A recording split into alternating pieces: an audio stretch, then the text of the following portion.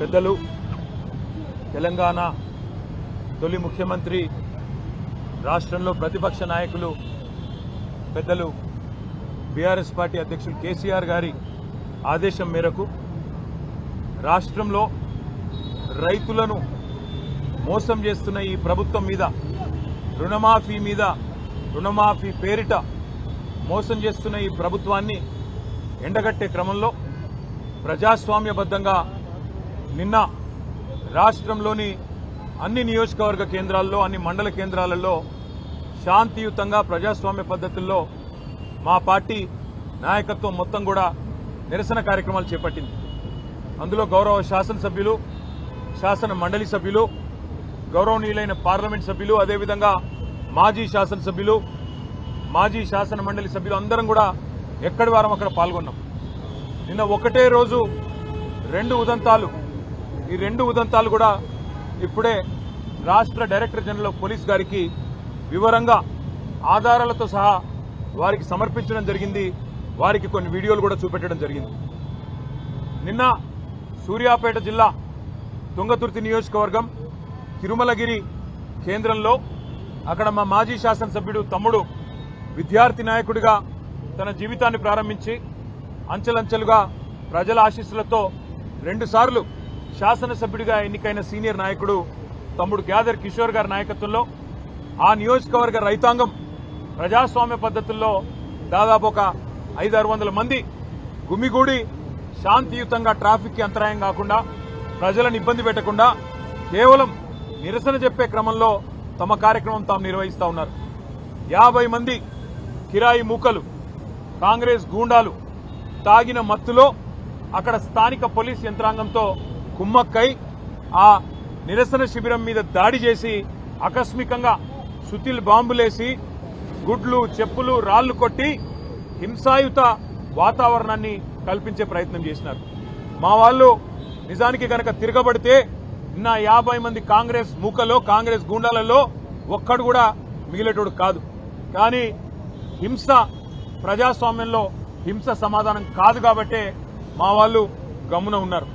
నిన్న దుర్మార్గం ఏంటంటే పోలీసు వాళ్ళు స్వయంగా స్థానిక పోలీసులు ఆ నిరసన శిబిరం యొక్క టెంట్లు కూడా వాళ్ళు కూల్చేసి ఆ గూండాలకు వత్తాసు పలకడం ఏదైతే ఉందో ఇది రాష్ట్రంలో నడుస్తున్న రేవంత్ రెడ్డి అనే ఒక పిరికి పంద పరిపాలనకు ఇది సంకేతంగా, నిదర్శనంగా మేము అనుకుంటా ఉన్నాం. ఎందుకంటే ప్రజల్లోకి పోయి రైతులకు సమాధానం చెప్పే దమ్ము లేని దద్దమ్మ ఈ ముఖ్యమంత్రి.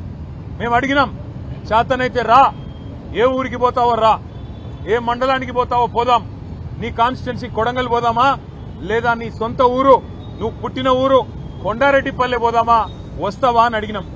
ఎక్కడికి రాలేదు. కానీ ఢిల్లీకి పోయినాడు 21సారి.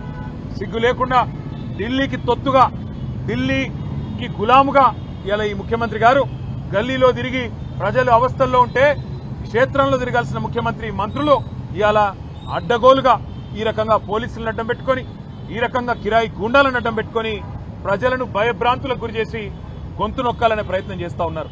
నిన్నటికి నిన్న ముఖ్యమంత్రి గారి సొంత ఊరు కొండారెడ్డిపల్లిలో 2 మహిళా జర్నలిస్టులు ఏమడిగినారు పోయి వాళ్ళు? ముఖ్యమంత్రిని బూతులు తిట్టినరా? ముఖ్యమంత్రి లాగులో తొండలిసి పెడతామని చెప్పినరా? ముఖ్యమంత్రిని చెట్టు కట్టేసి కొడతామన్నారా? ముఖ్యమంత్రి గుడ్లు వీకి గోటీలు ఆడతామన్నారా? ఏమన్నారు? ఏం తప్పుడు మాటలు మాట్లాడినారు? వాళ్ళు పోయి కేవలం ముఖ్యమంత్రి సొంత ఊళ్ళో రుణమాఫీ అయిందా లేదా అని రైతులను అడుగుతుంటే అక్కడ కాంగ్రెస్ చిల్లరగాళ్లు, కాంగ్రెస్ కిరాయి గూండాలు 2 మహిళా జర్నలిస్టుల మీద దాడి చేయడమే కాకుండా వారిని కొండారెడ్డిపల్లె నుండి, అచ్చంపేట నియోజకవర్గం నుండి కల్వకుర్తి నియోజకవర్గం వెల్దండ పోలీస్ స్టేషన్ దాకా వాళ్లను కార్లేసుకొని సినిమాల్లో చూపెట్టినట్టు వాళ్ళను వెంబడించి, బెదిరించి, వాళ్ళ మీద పడి రక్కినంత పనిచేసి నికృష్టంగా ఈ ముఖ్యమంత్రి నికృష్ట మనస్తత్వానికి ఒక నిదర్శనంగా కాంగ్రెస్ నాయకులు, కాంగ్రెస్ కార్యకర్తల తీరు ఉందని చెప్పక తప్పడం లేదు. ఇవాళ నేను అడుగుతా ఉన్నా, ఏం తప్పు చేసినారా 2 ఆడబిడ్డలు? వాళ్ళిద్దరికీ ఇవాళ ముఖ్యమంత్రి గారికి క్షమాపణ చెప్పాలా?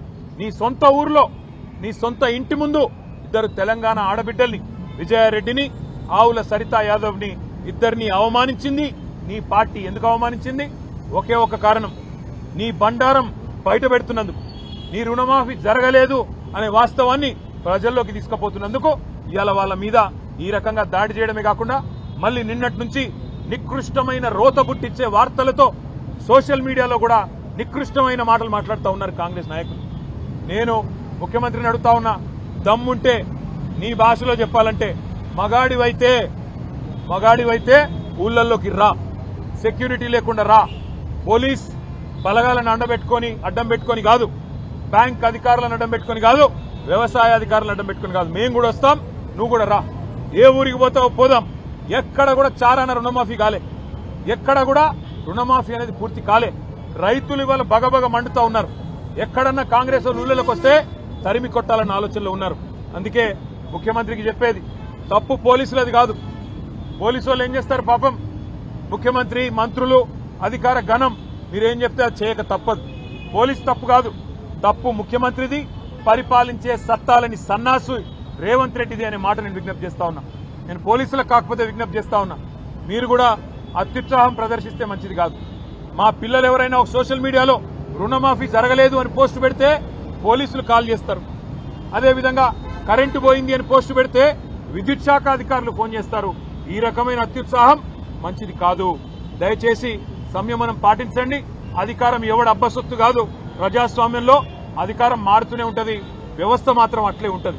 దయచేసి గౌరవ డీజీపీ గారికి మేము ఏదైతే విజ్ఞప్తి చేశామో, తిరుమలగిరి సంఘటన విషయంలో స్థానిక పోలీసుల మీద కూడా యాక్షన్ తీసుకోవాలా. ఎవరైతే హత్యాయత్నం చేసిండ్రో వాళ్ళ మీద 307 కేసు పెట్టాలి. కాంగ్రెస్ గూండాలను ఖచ్చితంగా అదుపులోకి తీసుకోవాలని విజ్ఞప్తి చేస్తా ఉన్నాం. అదేవిధంగా 2 జర్నలిస్టుల మీద ఏ దాడైతే ఇవాళ చేయడం జరిగిందో నిన్న కొండారెడ్డిపల్లిలో ముఖ్యమంత్రి గారి సొంత ఊళ్ళో, దానికి తప్పకుండా ముఖ్యమంత్రి క్షమాపణ చెప్పడమే కాకుండా దాడి చేసిన గూండాలను వెంటనే అరెస్ట్ చేయాలని చెప్పి కూడా మేము డిమాండ్ చేస్తా ఉన్నాం. జర్నలిస్టులకే రక్షణ లేకపోతే ఈ రాష్ట్రంలో మరి మిగతా వాళ్ళ పరిస్థితి ఏందో ఆలోచించాలని చెప్పి కూడా కోరుతా ఉన్నాం. అదేవిధంగా బేరు సత్యనారాయణ అని చెప్పి మా నాయకుడు, మాజీ ఎంపీటీసీ, ఆయన మొన్న మంచిర్యాల జిల్లాలో మంచిర్యాల నియోజకవర్గ కేంద్రంలో అక్కడ ఉండే స్థానిక కాంగ్రెస్ ఎమ్మెల్యే వేధింపులు, పోలీసును అడ్డం పెట్టుకుని ఆయన చేసిన హరాస్మెంట్ తట్టుకోలేక గొంతు కోసుకున్నాడు బ్లేడ్తో. ఇవాళ చావు బతుకుల్లో కొట్టుమిట్టాడుతా ఉన్నాడు. ఈ విషయం కూడా డీజీపీ గారికి మేము చెప్పాం.